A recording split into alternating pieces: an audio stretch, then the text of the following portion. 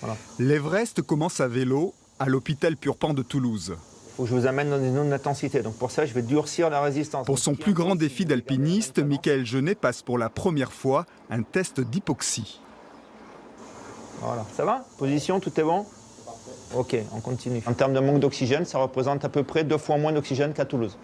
C'est un test qui a été calibré au départ avec une altitude simulée du Mont Blanc à 4800 mètres, mais en termes de prévention pour les altitudes supérieures, ce test va permettre aussi de déterminer le profil de réponse jusqu'à des altitudes d'environ 7000-7500 mètres. Et ce test va contribuer à déterminer la possibilité, ou en tout cas à améliorer l'évaluation du profil de risque pour les altitudes supérieures, dont l'altitude de l'Everest.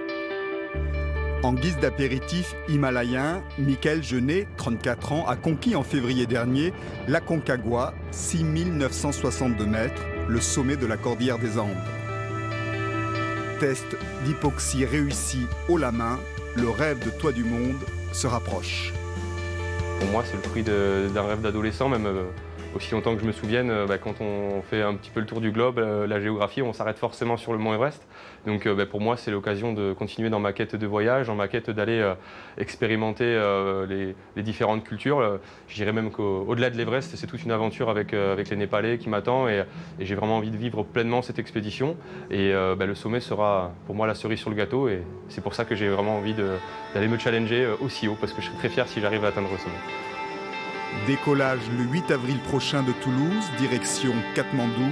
Et puis si tout va bien, l'Everest et ses 8848 mètres.